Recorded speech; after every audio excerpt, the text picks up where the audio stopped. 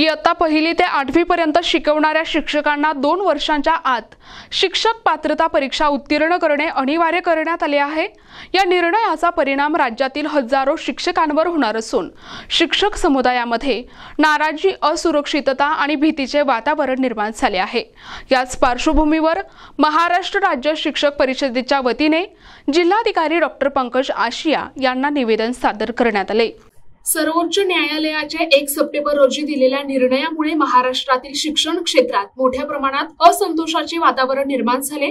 या निर्णयानुसार इयत्ता पहिली ते 8वी पर्यंत शिकणाऱ्या शिक्षकांना 2 वर्षांच्या आत शिक्षक पात्रता परीक्षा उत्तीर्ण करणे अनिवार्य करण्यात आले आहे। या निर्णयाचा परिणाम राज्यातील हजारो शिक्षकांवर होणार असून शिक्षक समुदायामध्ये नाराजी, असुरक्षितता आणि भीतीचे वातावरण निर्माण झाले। या पार्श्वभूमीवर महाराष्ट्र राज्य शिक्षक परिषदेच्या वतीने जिल्हाधिकारी डॉ. पंकज आशिया यांना निवेदन देण्यात आले। या निवेदनाद्वारे सर्वोच्च न्यायालयाच्या निर्णयामुळे निर्माण झालेला असंतोष संपुष्टात आणण्यासाठी राज्य आणि केंद्र शासनाने तातडीने स्पष्ट भूमिका घ्यावी अशी मागणी करण्यात आली।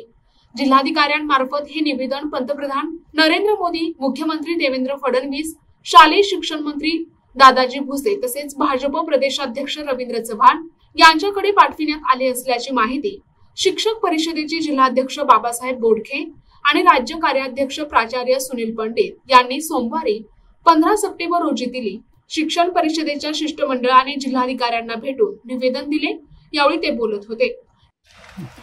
महाराष्ट्र राज्य शिक्षक परिषद महाराष्ट्र प्रांतच्या वतीनं या ठिकाणी आज या ठिकाणी जो जी आर काढलेला आहे तो जी आर टीईटीच्या संदर्भामध्ये आत्ताच आपण या ठिकाणी निवेदन दिलेलं आहे आणि सर्वोच्च न्यायालयाने जो निर्णय दिलेला आहे की राज्यातील सर्व शिक्षकांना त्या ठिकाणी टीईटी अनिवार्य करण्यात आलेली आहे आणि या संदर्भामध्ये महाराष्ट्र राज्य शिक्षक परिषदेच्या माध्यमामधनं आज संपूर्ण राज्यभर जिल्हाधिकारी कार्यालयावरती निवेदन देऊन त्यांना या ठिकाणी मुख्यमंत्र्यांना आम्ही विनंती करणार आहोत की हा जो आदेश सर्वोच्च न्यायालयाने दिलेला आहे त्याचा फेरविचार या ठिकाणी गेला पाहिजे।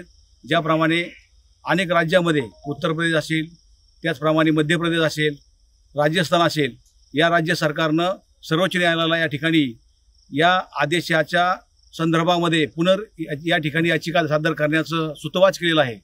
अशाच प्रकारची याचिका महाराष्ट्र शासनाने सुद्धा सर्वोच्च न्यायालयामध्ये या ठिकाणी करावी आणि टीईटी जी अनिवार्य केलेली आहे ती टीईटीमधून त्या ठिकाणी शिक्षकांना सूट द्यावी अशा प्रकारची आमची मागणी आहे आणि आज त्या मागणीच्या संदर्भामध्ये आज आम्ही या ठिकाणी येऊन निवेदन दिलेलं आहे। शिक्षक परिषदेच्या वतीनं या ठिकाणी आज शासनाला जाग येण्यासाठी ही याचिका सादर करण्यासाठी आम्ही या ठिकाणी विनंती केलेली आहे।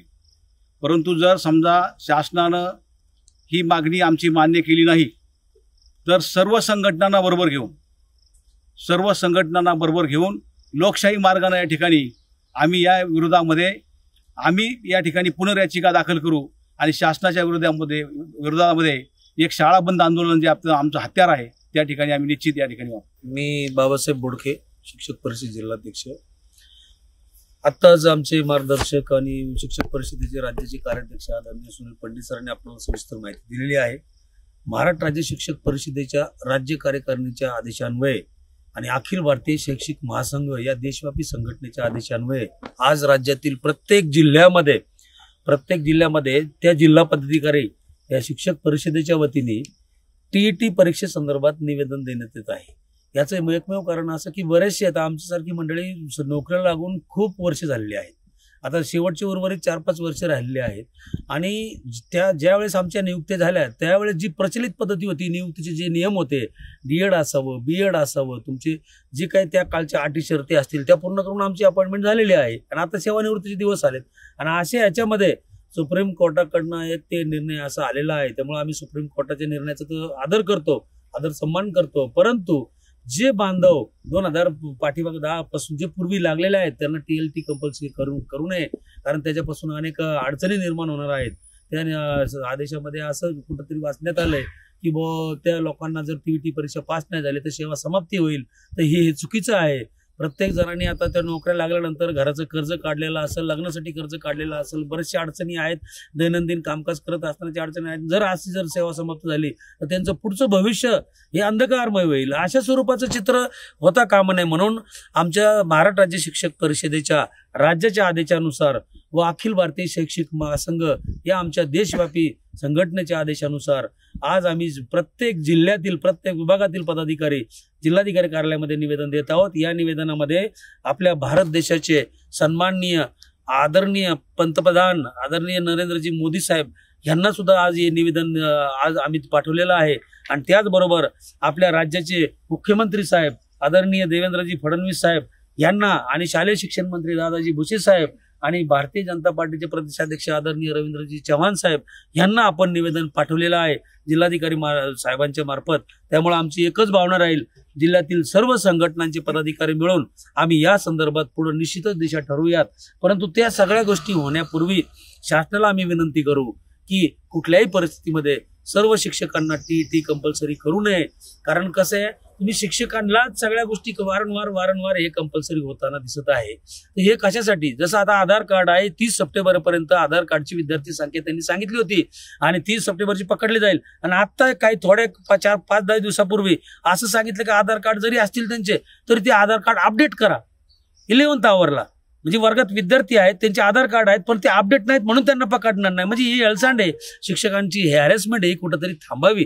त्यामुळे आम्ही राज्य शासनाला निवेदन करत आहोत का बाबा शिक्षकांचं मानसिक संतुलन बिघडल अशी कुठली गोष्ट अचानक येऊ नये. दररोज ऑनलाईन ते व्हॉट्सअप झाल्यामुळे ऑनलाईनवर काही रात्री 11 वाजता काही पत्र पडतात, ही माहिती भरा, ती माहिती भरा. तुम्ही सांगा आता शिक्षक शाळेत असल्यानंतर शाळेत काय आलं पत्र तर ती माहिती देऊ शकतं, परंतु रात्री 11 वाजता आले रेकॉर्ड शाळेमध्ये असतं, कशी माहिती काढणार ते?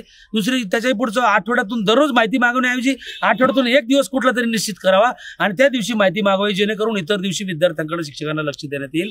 त्यामुळे या सगळ्या गोष्टींकडे शासनाने आमच्या मागण्यांचा सहानुभूती विचार करावा एवढीच विनंती. धन्यवाद. यावेळी प्राचार्य भरत बिडवे, श्रीकृष्ण पवार, एकनाथ मोरे, प्रशांत सांबलेटी, अतुल खांदवे, सुधाकर जाधव, संतोष नागरगोजे, गणेश शिंदे, अनिल उदमले, रमेश कांबळे, अमोल क्षीरसागर, दिलीप रोकडे, विजय गरड, रोहित सुसरे, सतीश बोडखे आदींसह मोठ्या संख्येने शालेय शिक्षक आणि शिक्षकेतर कर्मचारी उपस्थित होते. प्रतिनिधी मुकुंद भट, NTV न्यूज मराठी, अहिल्यानगर.